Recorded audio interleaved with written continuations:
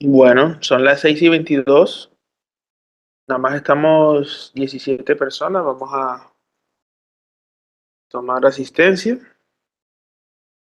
Bien. Eh, Creo que debemos empezar, chicos. Entonces, de todas maneras, traten de avisarles nuevamente a sus compañeros de que ya vamos a empezar, eh, pero sí, avísenle a ellos, pero definitivamente yo creo que lo mejor sería que empecemos. Déjame ya entonces comparto aquí mi presentación.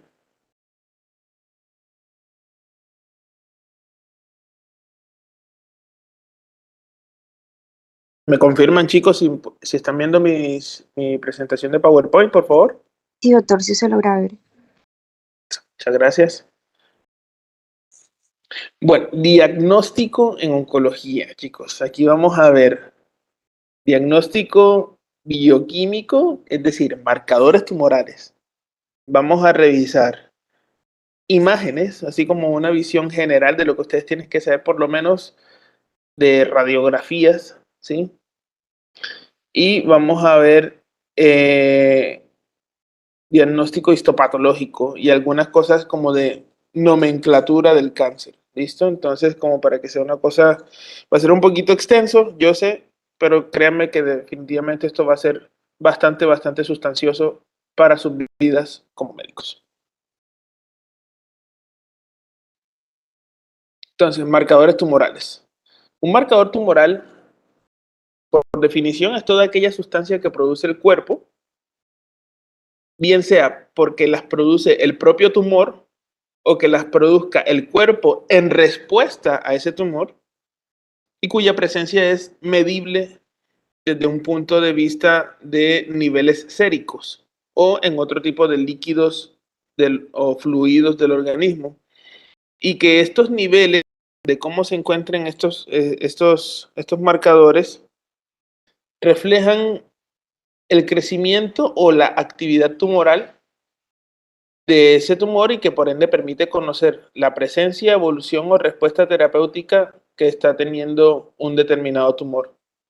Ojo, chicos, y tiene que quedar muy claro, casi a modo de disclaimer, los marcadores tumorales no son específicos de las neoplasias y de hecho también se pueden encontrar en concentraciones bastante apreciables en un montón de números, en un montón de situaciones fisiológicas o patológicas que no necesariamente son tumorales, pero en el contexto adecuado sí sirven bastante. Por ello, el principal dato a tener en cuenta no es solamente que esté elevado el marcador tumoral, sino de eventualmente cómo se va comportando en el tiempo ese marcador tumoral, es decir, el cambio cuantitativo del marcador tumoral a lo largo del tiempo. En un mundo ideal, los marcadores tumorales deberían ser útiles para detección precoz del cáncer, para establecer el pronóstico pretratamiento, es decir, la estadificación, el seguimiento posttratamiento, predecir las recurrencias. Debería ser un estudio con elevada sensibilidad y especificidad y valor predictivo positivo y idealmente ser un estudio que sea órgano específico y o tumor específico. Pero en la realidad es muy difícil, chicos, de verdad que encontrar un marcador tumoral así de perfecto que tenga todas las 3 Bs, de tal manera que en la práctica diaria el uso que realmente se le da a los marcadores tumorales es más bien como de seguimiento, tanto para detectar una recidiva temprana como para evaluar la efectividad del tratamiento instaurado a determinado tumor. En el único caso en el que quizá se da una excepción, chicos, es en el PSA. En este caso, digamos que esta afirmación podría ser un poquito controvertida, pero en el contexto adecuado, digamos que la PSA o el PSA, porque es el antígeno, entonces debería ser algo masculino, el PSA, sí podría contribuir con el diagnóstico para seleccionados grupos de pacientes. Empecemos precisamente por ese, ¿no? Por la PSA, por el PSA. El PSA es obviamente el antígeno prostático específico, obviamente se dice PSA por sus siglas en inglés. Es el marcador que es claramente el más utilizado en el cáncer de próstata. ¿Por qué lo pongo de primero? Pues recordemos que el otro día que les mostré Globocan, cáncer de próstata es el principal cáncer en nosotros los varones en gran parte del mundo occidental. Desde un punto de vista muy bioquímico de estructura molecular, el PSA es una glucoproteína que es producida por el epitelio secretor prostático, ojo, tanto el normal como el maligno, y que se encuentra normalmente en concentraciones, grábenselo para vida, de 0,1 a 4 nanogramos por mililitro. La unidad de medida en la que se expresa el PSA es nanogramos por mililitro. Existen dos tipos de mediciones posibles, una que se llama el PSA total y la otra es el PSA libre. El PSA total tiene una alta especificidad en patología prostática, es decir, del 98%, y como ya lo indiqué aquí anteriormente, su límite de referencia es de máximo 4 nanogramos por mililitros. Cuando están elevados, pero a unos valores más o menos intermedios, que van de 4 a 10 nanogramos por mililitro, la especificidad para patología maligna es baja y entonces ahí en este caso es mejor mandar el otro tipo de PSA que es el PSA libre. No solamente hay que ver el valor en absoluto del PSA, sino también la velocidad de crecimiento del PSA, la cual, si es de mayor de 0,75 nanogramos por mililitro desde una medición a la otra, se podría considerar como una velocidad de crecimiento o de incremento anormal. En general, desde un punto de vista fisiológico, el PSA aumenta con la edad a una media anual de 0,04 nanogramos por mililitro. Ojo, para efectos desde el punto de vista legal, ya les dije anteriormente, ningún marcador tumoral es absolutamente diagnóstico. Es decir, lo único que es verdaderamente diagnóstico van a ser las biopsias siempre, en todos los cánceres. Entonces, si bien es cierto, si yo tengo un paciente de masculino de cierta edad en adelante, es decir, de 60 y pico de años en adelante, con un PSA por encima de 4, un tacto rectal con una próstata aumentada de tamaño, pétrea, dura, y que el paciente esté presentando alteraciones del chorro, pues evidentemente eso me orienta mucho a pensar de que se trata de un cáncer de próstata, pero siempre recordar de que para un efecto legal y científico, de rigurosidad legal y científica, los cánceres requieren confirmación histopatológica y eso obviamente se requiere de una biopsia. Otro marcador tumoral importante es el antígeno carcinoembrionario. Es una glucoproteína oncofetal asociada a tumores de tracto gastrointestinal que se encuentra elevada frecuentemente en el cáncer colorectal. Tiene un aclaramiento por vía hepática, por lo cual suele estar aumentado también en caso de metástasis a este tipo de órganos. ¿Quién me dice, alguno de ustedes, de que qué se le ocurre? ¿Cuál es el por qué mecanismo dan metástasis hepáticas en los cánceres de colon o en los cánceres colorectales? ¿Quién me da alguna teoría?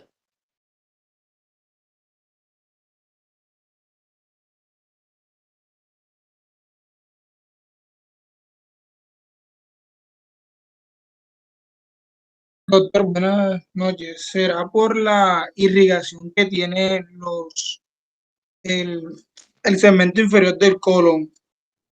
Ajá, ¿y cómo es la irrigación? Sí, digamos, sí. Ajá. ¿Cómo es que es tu nombre? La ¿Juan Camilo qué? paredes. Juan Camilo Paredes. Ok, muy bien. ¿Cómo es el cuento de la irrigación? Porque el recto sigmoideo, si mal no estoy, tiene irrigación en la vena mesentérica inferior, la cual va directo hacia la cava. Y se puede viajar a través de la caverna porta hepática, la cual también desciende a la cava. Creo que sí. Sí, en general sí, tiene que ver precisamente con el drenaje venoso, ¿sí? La irrigación es, digamos, la sangre que va hacia el órgano, ¿sí? El drenaje venoso es lo que sale del órgano y va, obviamente, como quien dice, a drenarse por parte venosa, ¿no? Es decir, irrigación, uno habla de arterias, drenaje es venas, ¿sí? Pero sí, tiene que ver con eso. Yo creo que lo que querías decir era que tiene que ver con la parte vascular y es cierto. Eh, Juan Paredes, ¿cierto? Sí, Todo señor. esto, las paredes, Juan Paredes.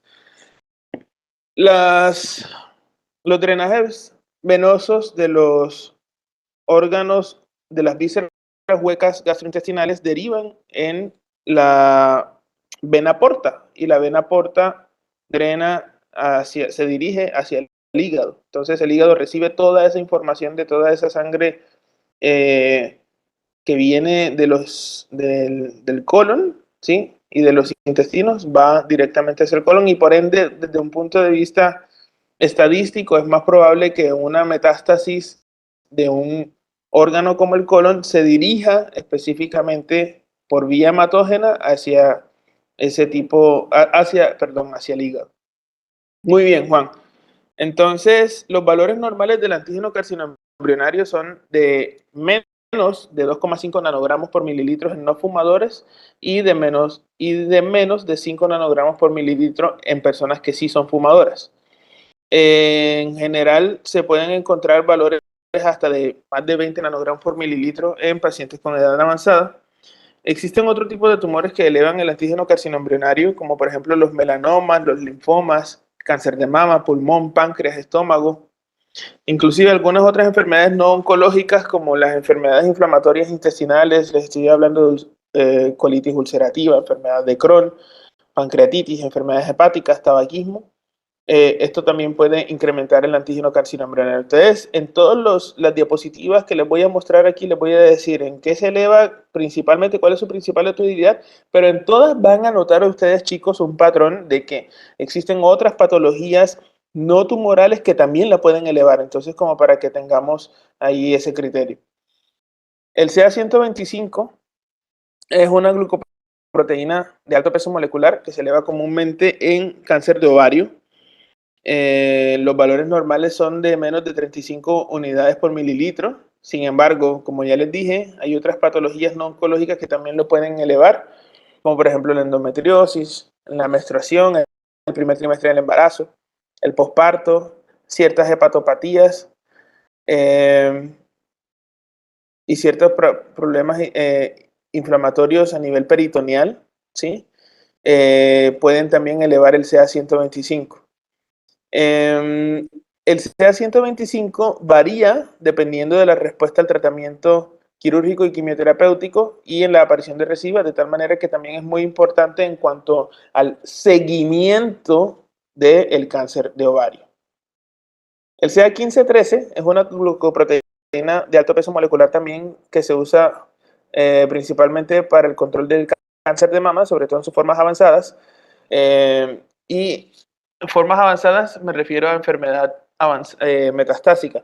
Esto lo pongo, si van a notar aquí que yo le pongo un asterisco porque esto es lo que dice teóricamente el libro, pero en la práctica, chicos, realmente nosotros no utilizamos el CA15-3 en el seguimiento del cáncer de mama. Nosotros el seguimiento del cáncer de mama lo hacemos obviamente con imágenes y con la clínica, pero realmente la utilidad para nosotros desde un punto de vista práctico no le hemos encontrado beneficio de llevar a cabo de manera rutinaria el CA15-3.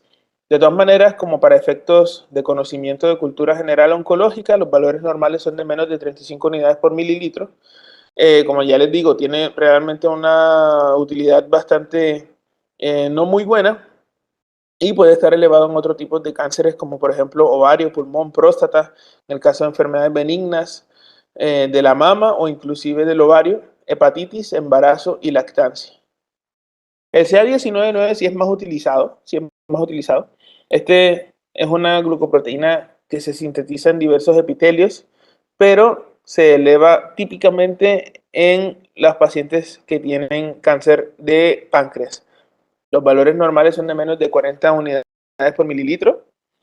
Se pueden presentar en otros tipos de cánceres, principalmente gastrointestinales,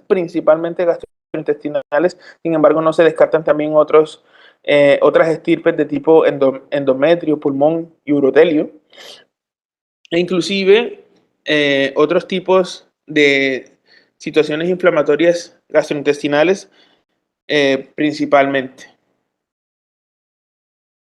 La alfa-fetoproteína es una glucoproteína oncofetal homóloga a la albúmina que en condiciones normales se sintetiza en el saco vitelino, en el hígado fetal y en el líquido amniótico. Los valores normales son de hasta 10 nanogramos por mililitro. Se eleva en el 80% de los tumores germinales no seminomatosos y se relaciona con la diferenciación a tejido sano endodérmico o carcinoma embrionario. Otras situaciones en donde también se pueden elevar la alfa-fetoproteína es en el embarazo, en las enfermedades hepáticas, así como también en otras neoplasias, las metástasis hepáticas, el cáncer de pulmón, estómago, páncreas, riñón, entre otras. Chicos, esta es de esas diapositivas de las que yo les digo de que por favor le tomen captura de pantalla. Entonces, por favor, tómenle captura de pantalla. Esta tabla lo dice todo. ¿Listo? Entonces, de izquierda a derecha van a encontrar, entonces, ¿cuál es el marcador tumoral? ¿Cuáles son los valores normales? ¿Cuál es el tumor primario que eleva ese marcador tumoral? ¿Cuáles son las otras neoplasias que también lo pueden elevar? ¿Cuáles son las otras patologías benignas que también lo pueden elevar? ¿Cuál es la sensibilidad y la especificidad? Si sirve para tamización, si sirve para diagnóstico y cuál es la utilidad en el seguimiento. Por favor, esta tabla, mejor dicho, a aprendérsela, chicos. Captura de pantalla, esto es para todo. Esto les sirve para el internado, para las personas que quieren ser cirujanos, para las personas que quieren ser internistas, para las personas que quieren ser ginecólogos. Esto es supremamente útil. Esto es, mejor dicho, esta tablita es buena. Y ahora viene la segunda parte. Por favor, tomen captura de pantalla. Y esta es la segunda parte, ¿sí? Fíjense que entre todos, en cuanto a la utilidad como método de tamización, el único que eventualmente podría de pronto considerarse como que pudiese ser un adecuado método de tamización es el PSA para el cáncer de próstata. Pero de resto ninguno. Entonces, esta es la segunda parte de la tabla. Por favor, tómenle captura de pantalla. Y nos disponemos a pasar a la segunda parte, que son las imágenes. Me tomo un sorbito aquí de café.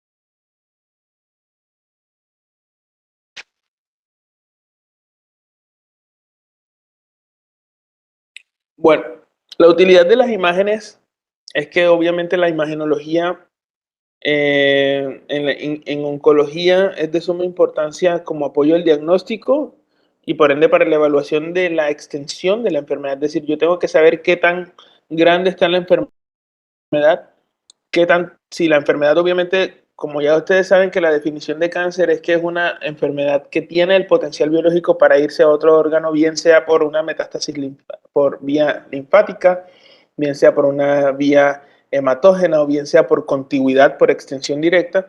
Yo necesito saber qué tanto está afectando el tumor. También necesito saber si el tumor está respondiendo a ciertos tratamientos neoadyuvantes. Y necesito saber, en caso de que si ya se haya hecho el tratamiento, necesito saber de que el tumor no haya hecho una recaída, ¿sí? Entonces, es extremadamente útil la imaginología en oncología. Si bien es cierto, vuelvo al concepto y parezco, mejor dicho, disco rayado, lo único que hace diagnóstico en oncología son las biopsias. De todas maneras, evaluar la extensión de la enfermedad es fundamental para poder emitir un pronóstico y poder diseñar un tratamiento. Es decir, para poder estadificar el tumor. El diagnóstico por imagen incluye radiografías convencionales, ultrasonografía, que es la misma ecografía, mamografías, tomografías computarizadas, resonancias y tomografía por emisión de positrones, que es el popular PET. Sin embargo, para efectos de lo que yo creo que ustedes van a necesitar en esta etapa académica de sus vidas, que ustedes lo más lo más cercano que tienen a lo que se van a enfrentar es a lo de ser internos y a lo de ser médicos rurales. Yo creo que ahorita lo más importante que tenemos que saber es como cosas básicas de radiología y ecografía. Entonces, las radiografías, por definición, son una representación gráfica de un objeto tridimensional, generalmente en 2 dimensiones, ¿sí?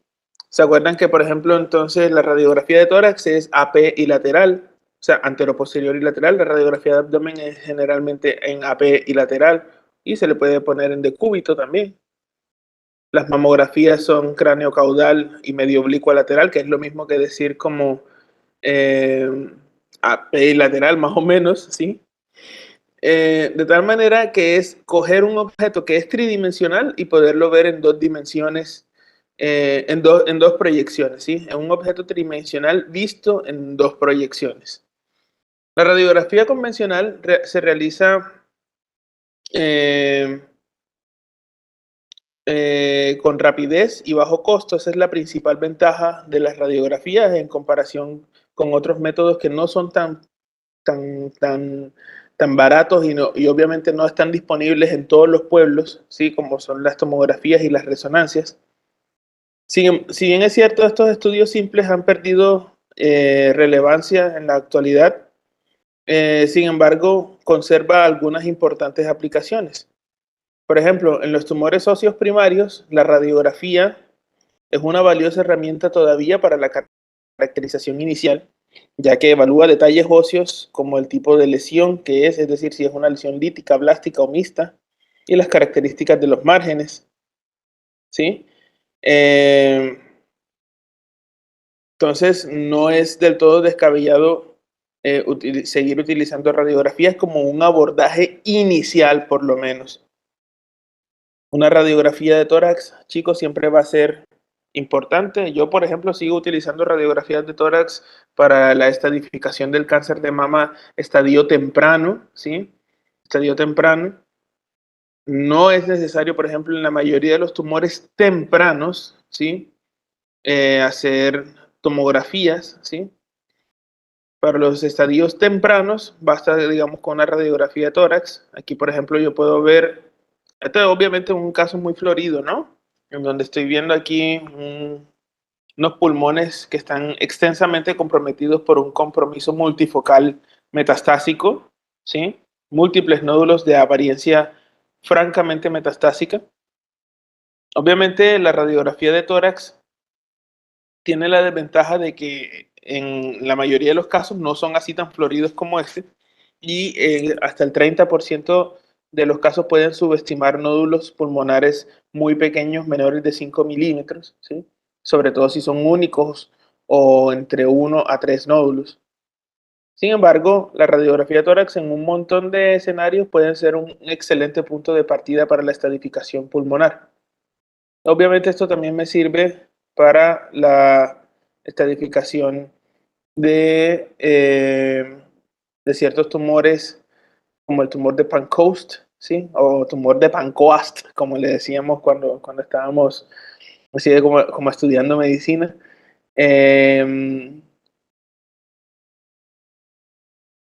Los sarcomas de tejidos blandos, en la radiografía, fíjense ustedes que si bien es cierto, no es de gran utilidad, sí permite diferenciar algunas calcificaciones que a veces son propias de ciertos tumores que tienden a calcificarse, como por ejemplo los hemangiomas.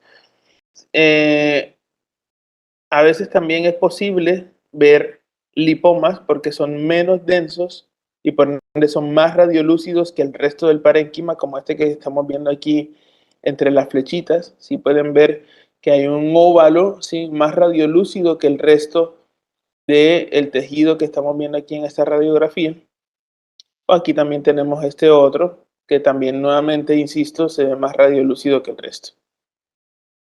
Esto era lo que yo les decía, en osteosarcomas sigue siendo muy importante porque podemos ver los diferentes tipos de lesiones, bien sean osteolíticas u osteoblásticas que están produciendo a nivel de los huesos. Y esto es muy importante como diagnóstico, perdón, como parte del enfoque inicial de los tumores óseos.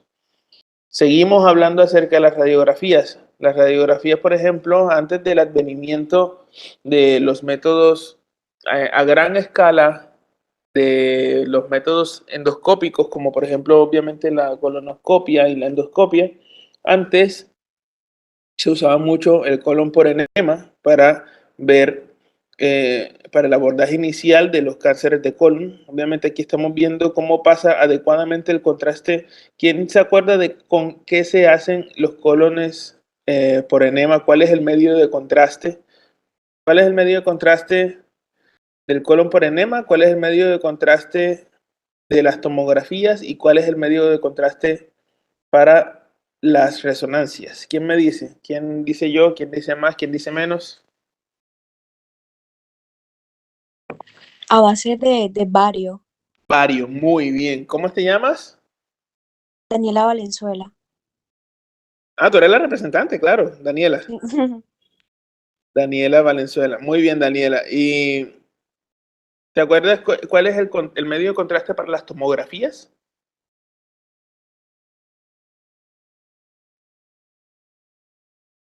Es un material, es un elemento químico del cual también se utiliza en su versión radiactiva, se utiliza también para cáncer de tiroides, para el tratamiento de cáncer de tiroides, y la versión farmacológica antiséptica también se utiliza para la asepsia y la antisepsia.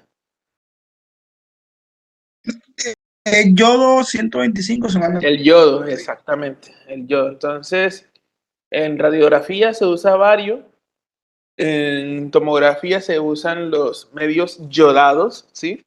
Y en resonancia es el gadolinio, ¿listo? Cultura general médica. Muy bien.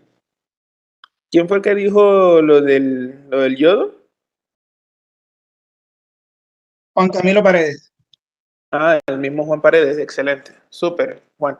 Aquí fíjense cómo estamos viendo aquí este patrón de, de mordida de manzana, ¿sí?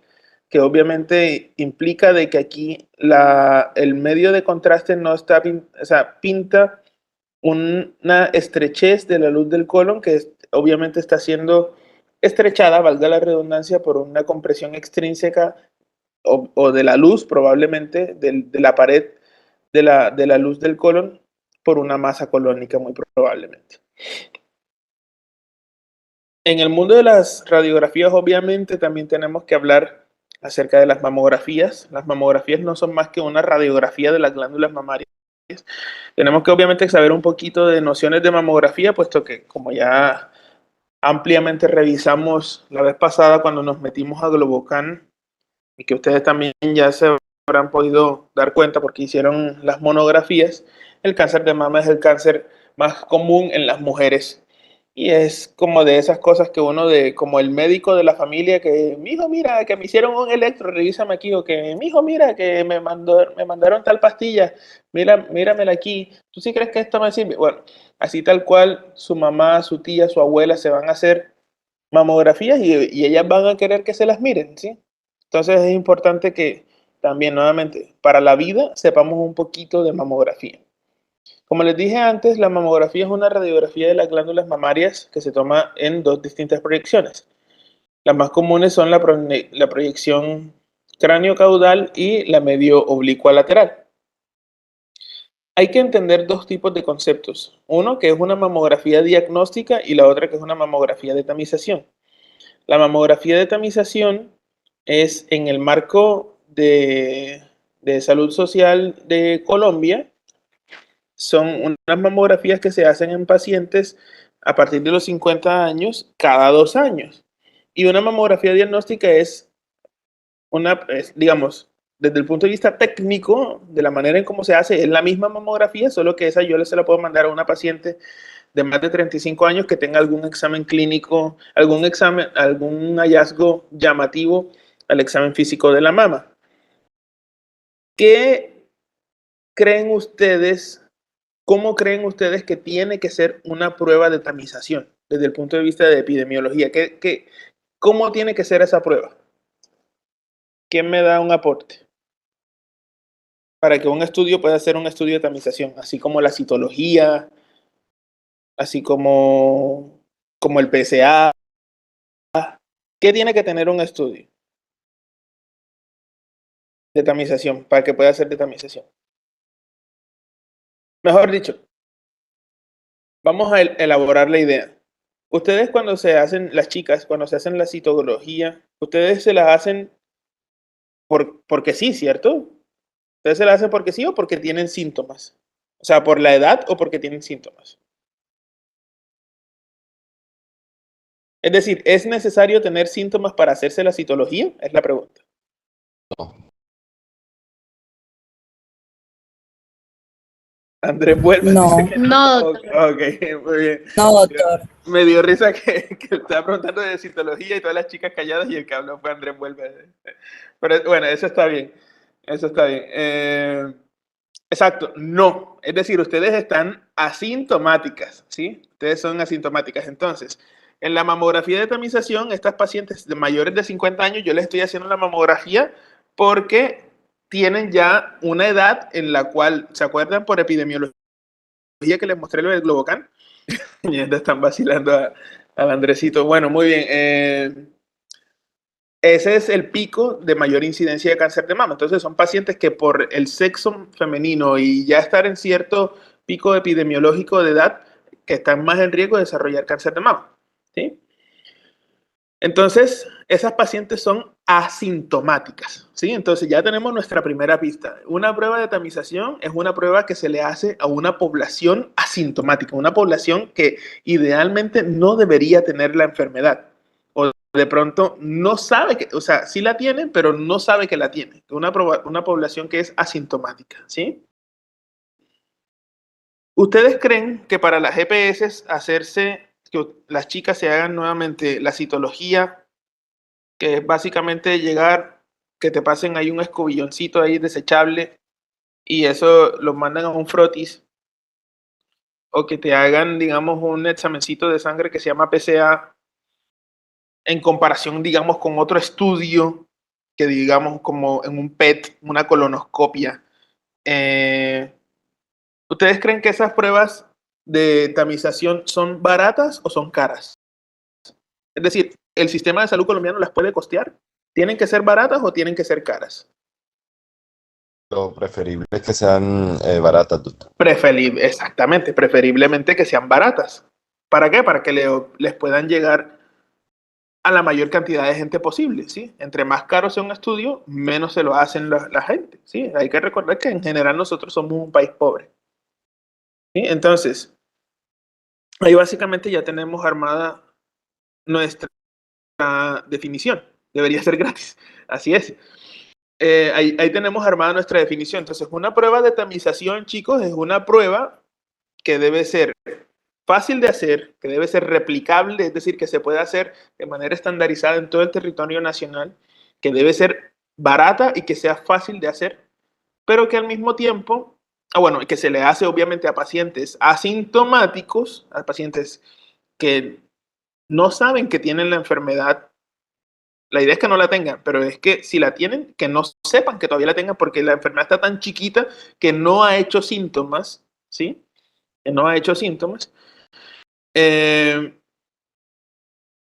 y que pues evidentemente tiene que tener unos buenos niveles de sensibilidad y especificidad, ¿listo? Entonces eso es una prueba de tamización, ¿listo? Esa es la definición. Cada vez que le pregunten a alguien, algún epidemiólogo que ustedes se quieran lucir, que no, que es una prueba de tamización, entonces usted le dice, no, tiene que ser una prueba así, así, así y asado, ¿listo?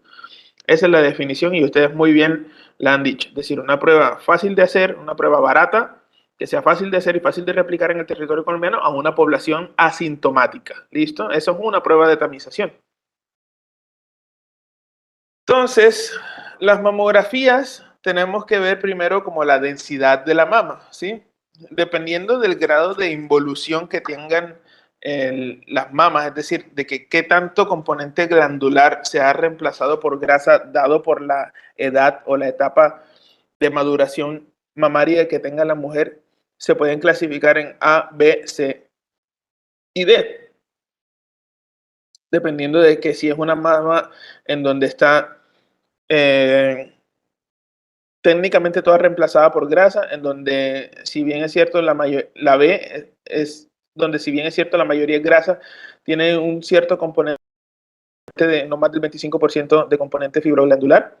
La composición de tipo C es que hay entre un 25 o un 50% y la composición D es que evidentemente es una mama extremadamente densa, que esta obviamente hay que tener la precaución de que como está tan densa, tan radiopaca, puede ocultar algunas lesiones pequeñas. La idea es que obviamente, por ejemplo, en el caso de ustedes son chicos de sexto semestre, así que yo creo que ustedes deben tener, las chicas tienen que tener sexto semestre. Yo en sexto semestre tenía, ¿qué? Como 18 años. Ustedes tienen que tener como 18, 19 años, ¿sí? Entonces, la idea es que obviamente en el caso de ustedes, todas deberían tener, por ejemplo, una mama de tipo D, ¿sí? ¿Cómo hacen ustedes para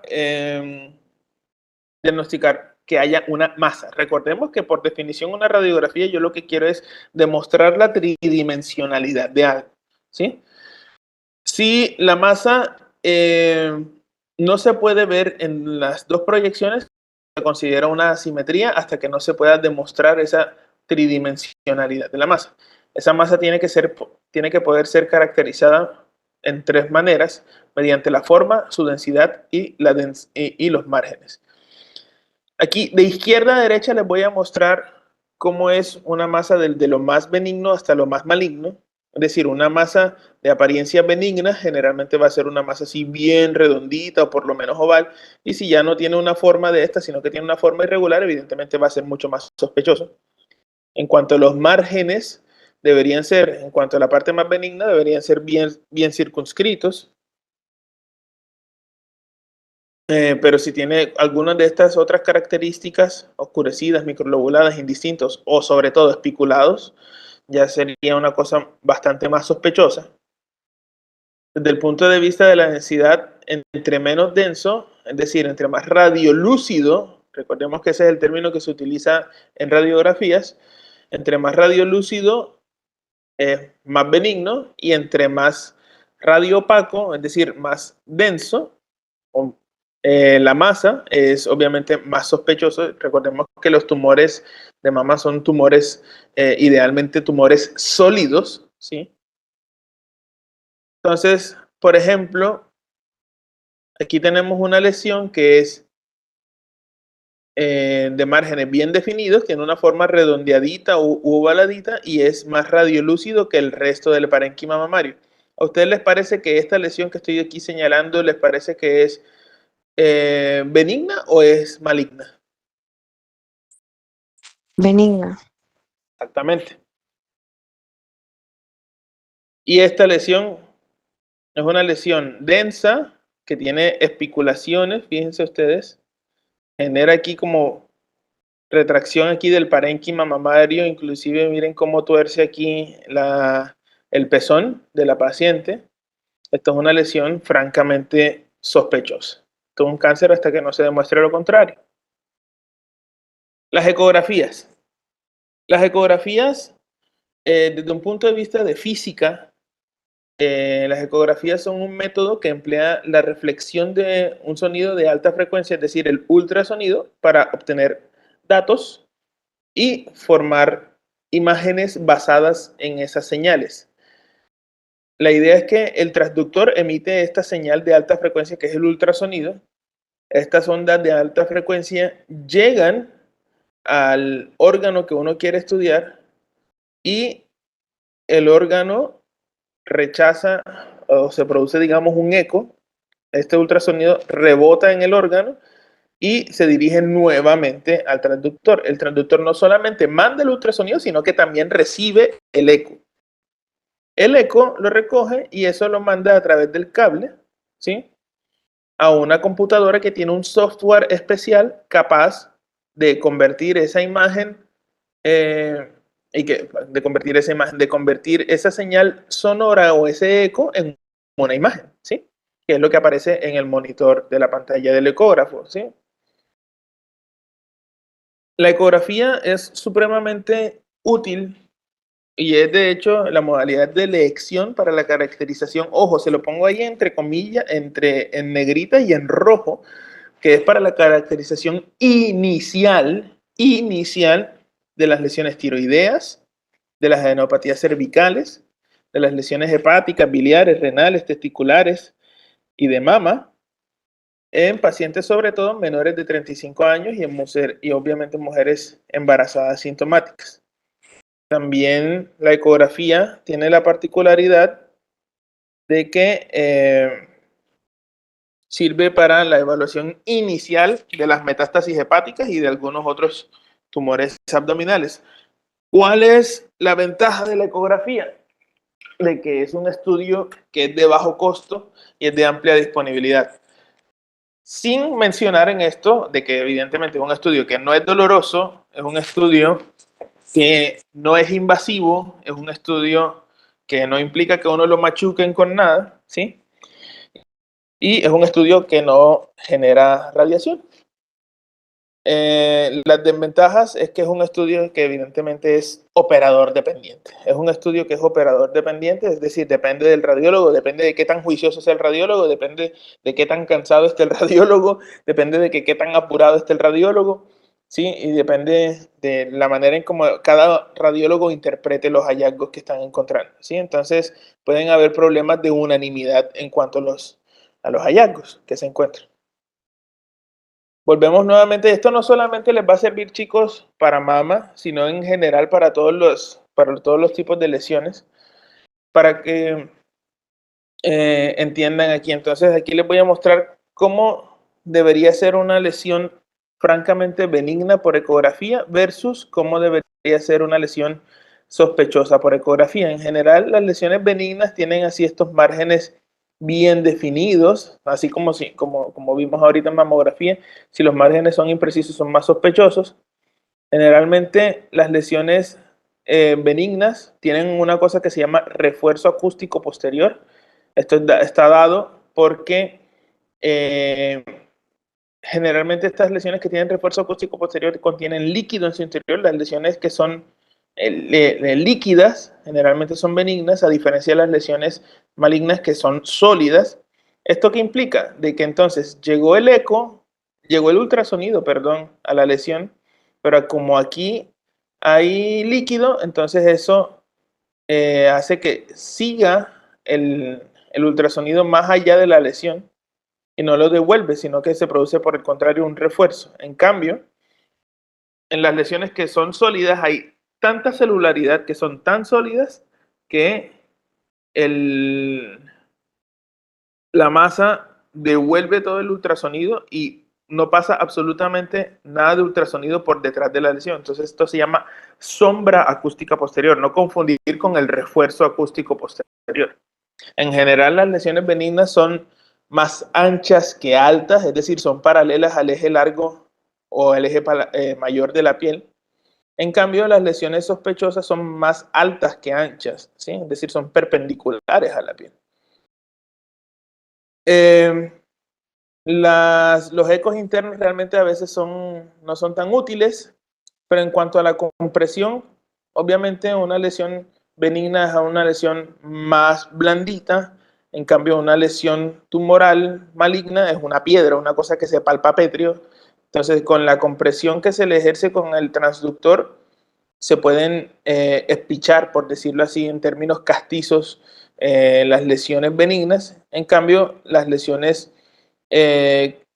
malignas, como son tan duras, son tan pétreas, no se modifican a la presión que se ejerza con el transductor. Y las tomografías son, obviamente, las tomografías axiales computarizadas. Estas requieren, obviamente, radiación ionizante, es decir, estas sí irradian, pero ofrecen una información anatómica mucho más relevante e inmediata, con una notoria diferencia de los tejidos y las estructuras anatómicas. En general es en escala de grises, pero tiene la posibilidad de realzar ciertas estructuras mediante medios de contraste orales o endovenosos, que ya dijimos que son los medios yodados, bien sea de las estructuras vasculares u órganos o tejidos. La información que brinde a una tomografía obviamente va a tener un gran impacto en la evaluación de la extensión de la enfermedad y en el diseño de una potencial cirugía. Sin embargo, obviamente, como ya vimos anteriormente, no es un estudio que esté disponible tan fácil. Desde el punto de vista administrativo, a veces se demoran las autorizaciones de las tomografías, ¿sí? Y no se encuentra en cada pueblo, ¿sí? Entonces, si ustedes son el médico rural y quieren mandar una tomografía, digamos, del pueblo, entonces probablemente van a tener que remitirlo a otra ciudad. Entonces, esta es como la gran desventaja, ¿sí? Vamos a dar un break, chicos, como para que se estiren un poquito, 10 minuticos, y empezamos a hablar acerca de la parte ya del diagnóstico histopatológico, es decir, la patología. ¿Listo? Creo que demos un break de 10 minuticos y ahorita nos reencontramos. Perfecto.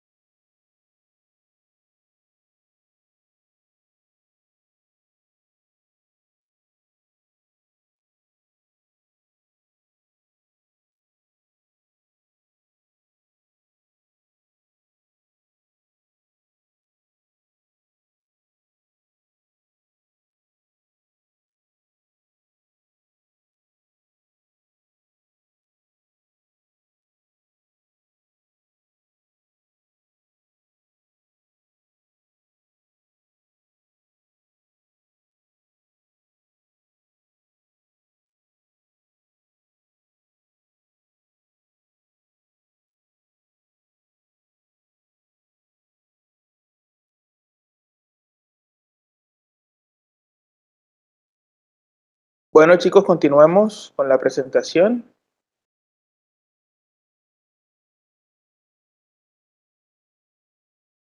Compartir aquí.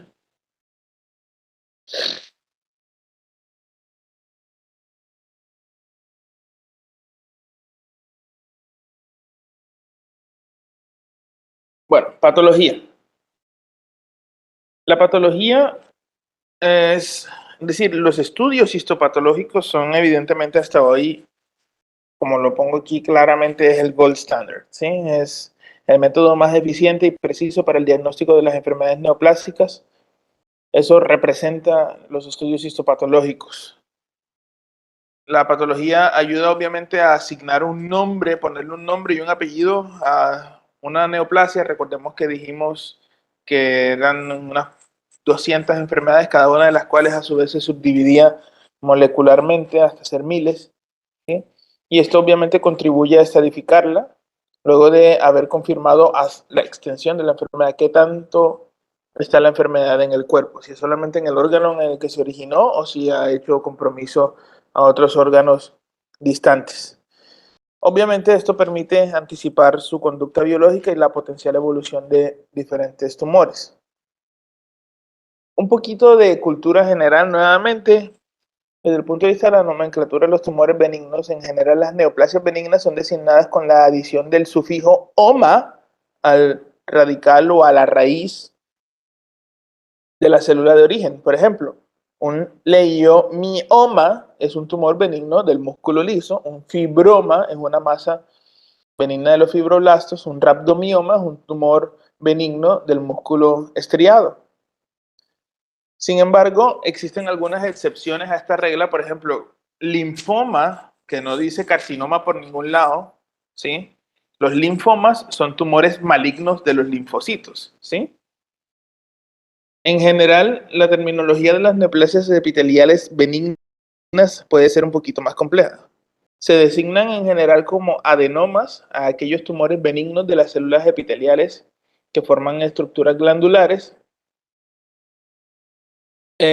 pero no reproducen en todos los, pero esto no se reproduce en todos los casos de los tumores glandulares. Algunos de estos defectos se acompañan del nombre de la glándula o el órgano que es de donde se origina, por ejemplo, un adenoma sebáceo, un adenoma hepático y así. Los tumores con origen en el epitelio de revestimiento y que emiten proyecciones digitiformes o verrugosas o papilares, entonces también se conocen como papilomas, ¿sí? Y los tumores benignos del ovario y o de otras estructuras que tengan forma quística se llaman cistadenomas, ¿sí? Que también a su vez pueden ser papilares. En cambio, la nomenclatura de los tumores malignos suele tener las mismas reglas de los tumores benignos, sin embargo, con algunas aclaraciones. A los tumores malignos mesenquimatosos, es decir, a los tumores de los tejidos blandos, ya no solamente es el sufijo oma, sino sufijo sarcoma, de la raíz griega que significa sarcos, que significa carne. ¿Ustedes se acuerdan que aquí habíamos dicho que, por ejemplo, un leiomioma es un tumor benigno de el músculo liso? Entonces, si fuese un tumor maligno de ese mismo músculo liso, ya no sería leiomioma, sino que sería leiomiosarcoma. Por ejemplo, de un tumor maligno de los fibroblastos sería un fibrosarcoma. Y una neoplasia maligna del músculo estriado ya no sería un rhabdomioma, sino un rhabdomiosarcoma.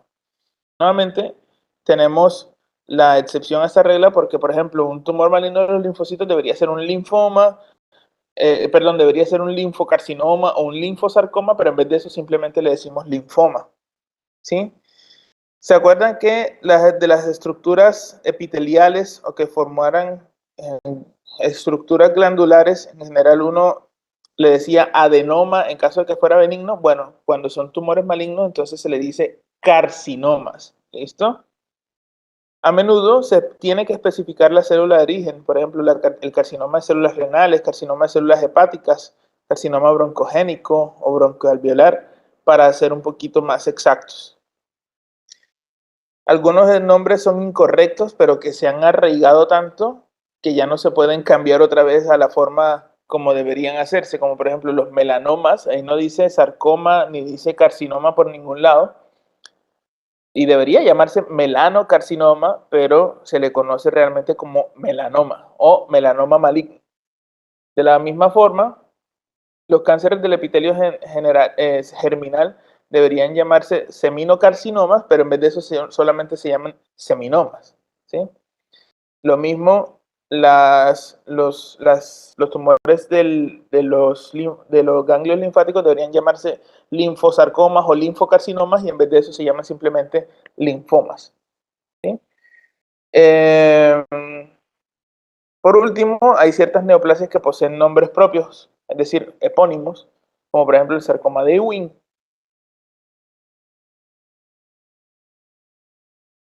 Aquí, esta es una de esas diapositivas en donde tienen que tomar captura de pantalla. Aquí les voy a dejar cuál es la célula de origen. ¿Cuál es la célula de origen? ¿Cuál es la parte benigna? Es decir, los tumores benignos que se pueden formar a partir de esa célula. ¿Y cuál es la contraparte maligna que se puede formar a partir de esa célula? ¿Listo? Cultura general. Lo mismo acá.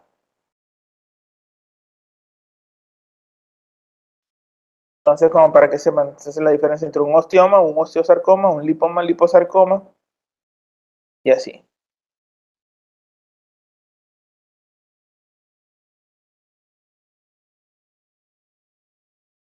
Para poder llegar al diagnóstico histopatológico, obviamente eso implica la necesidad previa de haber hecho una biopsia. Las biopsias son muestras tisulares a partir de un órgano o de cierto tumor. La mayor parte de las veces se efectúan estas biopsias con la intención de establecer el diagnóstico preciso de una neoplasia.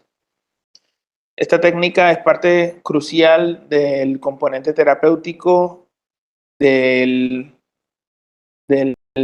cáncer y por ende la persona que sepa de cáncer tiene que saber cómo se hacen las biopsias, tiene que ser un experto en toma de biopsias. Existen varios tipos de biopsias. Existe, por ejemplo, la biopsia de tipo BACAF, que se llama biopsia por aspiración con aguja fina. Esto básicamente es una toma simple de una muestra celular con una jeringa común, como podemos ver aquí en la imagen. Lo que uno aspire de esa biopsia se dispone en una lámina histológica y eso se ve, pues, obviamente en un microscopio. Realmente, para el diagnóstico de cáncer, que es lo que nos está interesando en este momento, no es útil porque aquí solamente puede ver células sueltas. En cambio, para uno poder hacer un adecuado diagnóstico, no solamente en mama, sino también en próstata y en otros tipos de órganos, uno tiene que tener un pedazo del tumor, no células sueltas del tumor, ¿sí? Entonces, tenemos la biopsia que es con aguja gruesa, que es la popular biopsia Trucut. Obviamente,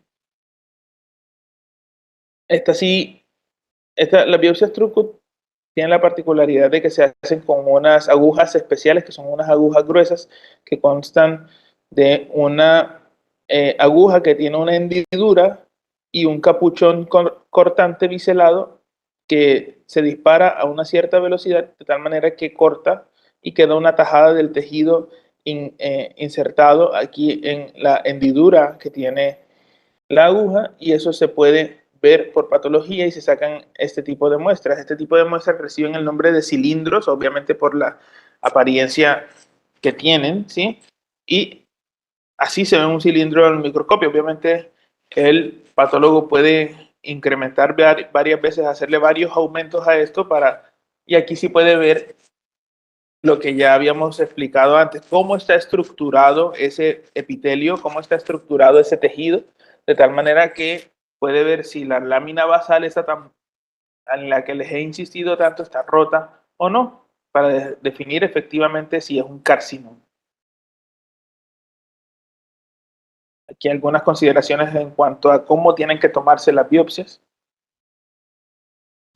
También existen otro tipo de biopsias, como son, por ejemplo, las biopsias incisionales y las biopsias excisionales.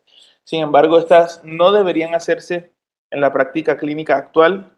La potencial ventaja de una biopsia incisional es que de pronto te puede dar un poquito más de muestra que una biopsia Trucut, y puedes observar la apariencia de la lesión. Sin embargo, esta conlleva un mayor riesgo de sangrado y de dolor, además de que también es más difícil de hacer la hemostasia, y obviamente eso implica la realización de una cicatriz quirúrgica que posteriormente, cuando al momento de hacer el manejo quirúrgico definitivo, toca sacrificar toda esa piel de esa cicatriz, porque eso es un principio lógico, uno tiene que quitar la cicatriz previa.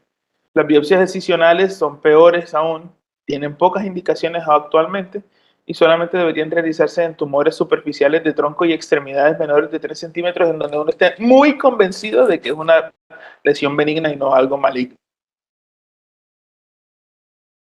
Luego de que se hacen las biopsias, más allá del diagnóstico histopatológico, existen unos otros estudios adicionales que se le pueden hacer a ese estudio histopatológico, que son los estudios de inmunistoquímica. Los estudios de inmunistoquímica básicamente se basan en la utilización de unos complejos antígeno-anticuerpos, los cuales vienen marcados con un enlace químico de una enzima que puede transformar el sustrato visible sin afectar la capacidad del anticuerpo para formar este complejo del cual les estoy diciendo.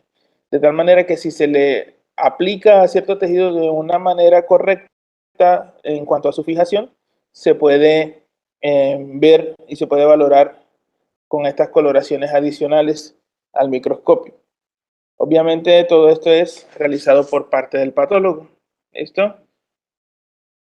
Entonces, eso es lo que quería mostrarles en el día de hoy. Es muy importante que entonces repasemos todas estas cosas y que le hayan tomado captura de pantalla a las diapositivas que yo les dije que serían útiles para el resto de su vida.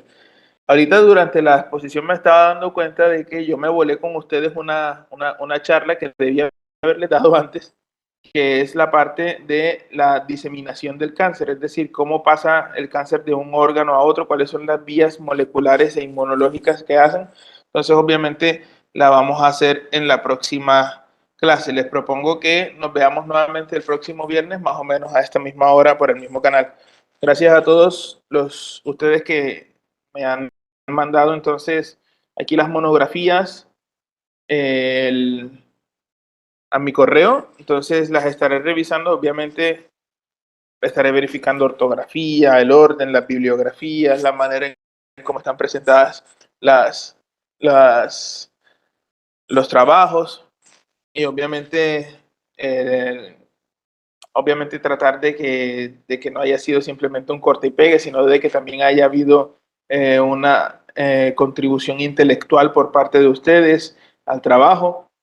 Entonces, obviamente, todos esos parámetros se tendrán en cuenta en cuanto a la calificación, pero sin dudas, no dudo de que todos los trabajos serán de muy buena calidad. Espero que tengan un excelente fin de semana y que aprendan mucho en todas sus actividades y que tengan una excelente semana la semana que viene. Gracias, Muchas chicos, por gracias, estar doctor. atentos, y bueno, entonces nos veremos entonces, creo yo, que el próximo viernes a repasar. Me van a disculpar, nuevamente insisto, no sé por qué me crucé de cables con la presentación. Esta debía ser la presentación de vías de diseminación del cáncer, entonces hoy la clase fue como más aplicada a la práctica, más aplicada a lo que uno va a usar en la vida diaria. Entonces eso implica de que la próxima clase, como si era la que tenía que ser de vías de diseminación del cáncer, va a volver a ser un poquito ladrilluda, así como con la parte teórica, esta molecular, celular, pero así mitocondrial y toda la cosa, pero de verdad que es sumamente necesario. Entonces, bueno, chicos, que tengan un excelente fin de semana. Un abrazo para todos. Hasta luego. Gracias, doctor.